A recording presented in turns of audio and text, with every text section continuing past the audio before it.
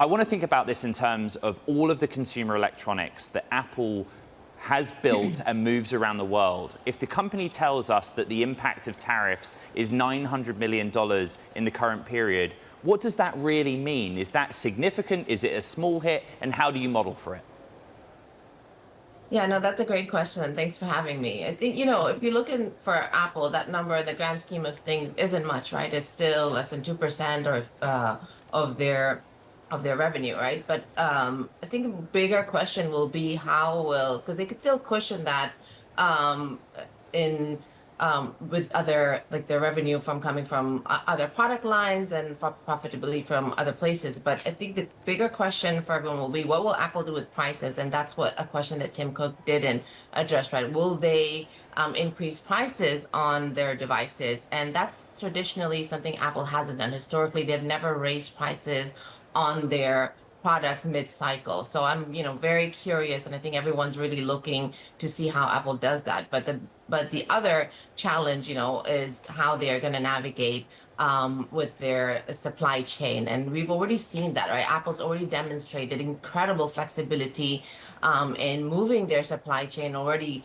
in Q1, ramping it up significantly. And they confirmed that, right? There were reports earlier last week about them ramping it up Right. very fast from moving from India. But Tim Cook just confirmed that they moved about half of their units Nabila, for the US market from India. Yes. yeah, can I jump in? Because you make such a clear case in the supply chain and the way in which that is being navigated. But we're looking right now at the demand side. In China, there was weakness once again, despite some of those subsidies. How did Tim Cook manage to deflect what seems to be, once again, just a story they can't turn around?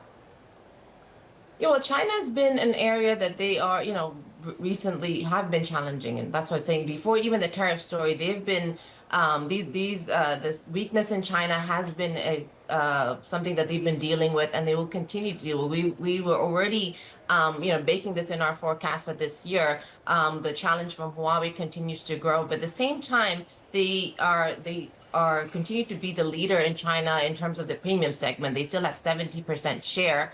But the silver lining for Apple is still maybe not being China this year, but they're still going in emerging markets. They are probably going to increasingly have more of their models move over to their in-house modem, which will help their profitability. So there is still some silver lining. And again, as they scale their production in India, that will really help them deal with the tariff challenges as well. And hopefully, once we hear it more, in WWDC in terms of their announcements with Google. If we hear about it at WWDC, right? Because Tim Cook did not speak about a lot of this stuff on the call. You make a good point, though.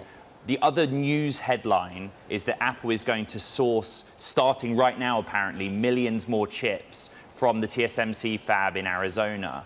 How does that impact the cost of production of a handset? And how do you model for it being taken out of their hands that they have to raise prices or not?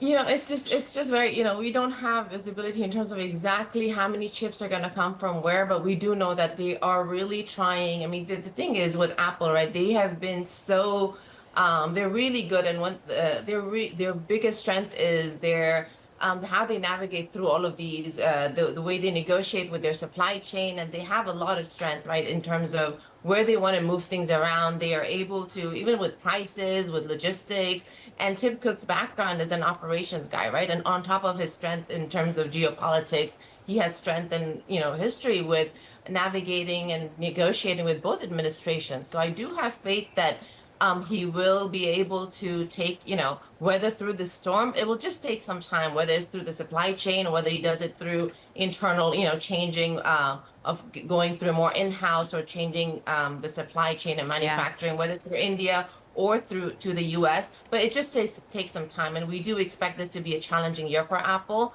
But in the long term, I do see that, they will be able to come through.